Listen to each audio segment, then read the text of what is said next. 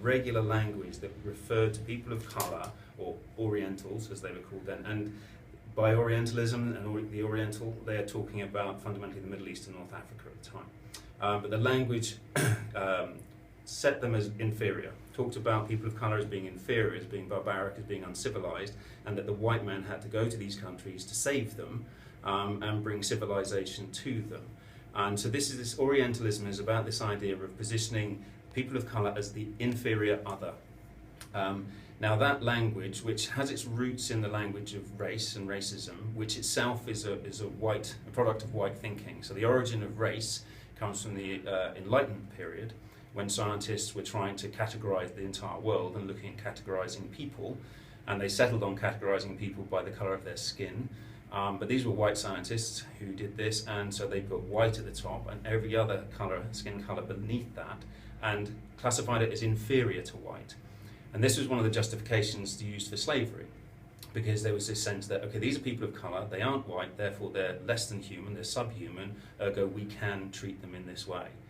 Which was mirrored by earlier stuff which had a religious justification, from white Europeans going to the Americas, for example, and saying, well, we are God's chosen people. These people are not white, therefore they can't be God's chosen people, therefore they're inferior to us, therefore it's okay for us to slaughter them. And take their land. And take their land. Yeah. So all of this kind of language, this kind of conversation, discourses, were around at the time that we were undertaking colonialism, and they were also around at the time while we were developing our institutions of state and society. So the development of our education system, the development of our health system, the development of our criminal justice system, our political system, all the systems of society you can think about, were developing and evolving within this environment of this racist language. And so as a consequence, this racist language hasn't gone away. You know, I mean, you don't have to go back that far to find examples of it. You go back to the 60s and 70s and 80s, you can see it everywhere in the old newspapers, in the political conversations. Sure, well it wasn't even that long ago that certain language was acceptable, which now of course wouldn't be. Of course it's not now. And this is one of the things, is that, you know, overt active racist behaviour is very much frowned upon. And you ask any white person, what do you think about racism? Oh, it's terrible.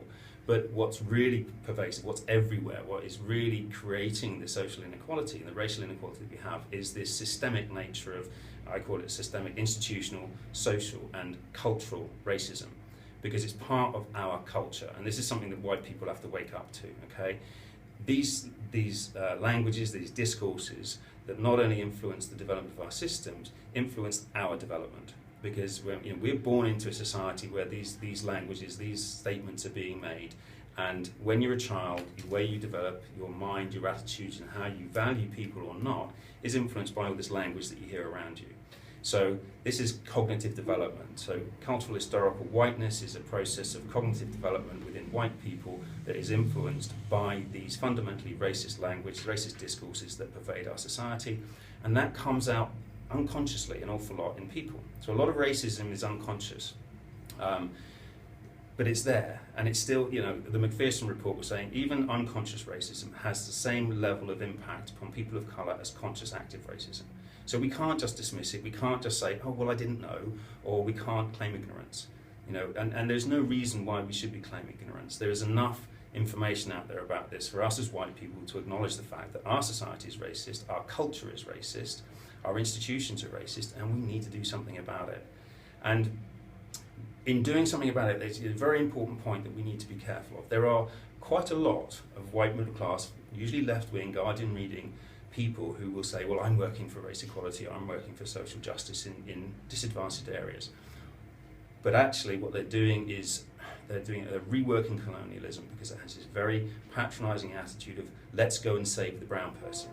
It's the saviour complex, the white saviour complex, riding in on their charges into disadvantaged areas and patting the little brown person on the head, saving them, and then riding back to have a Chablis in Clifton or wherever they're from.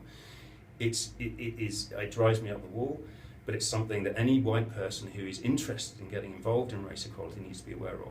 The first thing you have to do, apart from being self-reflective and self-aware and being humble about the roots of your racist attitudes, is to talk to people of colour and hear their experience and hear their stories, because these are the people that for generations have been on the receiving end of our racism, and you have to listen to them, and you have to pay them due respect, and you have to be prepared to check yourself. You have to be prepared to look inside yourself and your family and everything that you do, because it's not something that you change overnight. It takes time, it takes learning, it takes humility, and it takes having a very critical eye that you turn in on yourself. And if we don't do that, we're not going to get rid of racism. Because if we don't turn our own white critical eye internally to ourselves and to our institutions and our systems of society, they will continue to sustain racial inequality in Britain. And the other thing that I need to learn, and this is something that it's difficult, okay, and this is something that's been flagged up with me recently. I talk about whiteness a lot. I talk about white privilege a lot, because not many people do. And I think without having that within the conversation of racial inequality, you don't have the whole thing.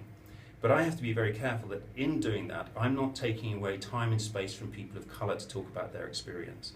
So I'm part of the Race Equality Manifesto Group, the Race Equality and Education Steering Group, and the Tackling Islamophobia Working Group. And I have to be very careful, and sometimes I fail at this, no one's perfect, and I do fail at it, and it's really useful for me to have people of colour flag it up to me and say, hey Matt, hang on, you're talking about whiteness too much, which is taking our space and our time away to talk about our experience. And you have to be able to hear that and accept that. And so if you do, as a white person, want to be an activist or a campaigner for race equality, you've got to remain constantly vigilant about your actions, your language, the words you use, how you behave, how you conduct yourself, and be constantly listening to people of colour telling you about yourself. And if you don't have the humility to do that, you're never going to get anywhere. Okay, well, Matt, thank you so much for joining us today. Where would you, just one last very quick question, Sure. How do you see the situation improving in the next 5 to 10 years? Well, as I said, unless we start looking at systemic whiteness and the racism that exists there, it's not going to improve.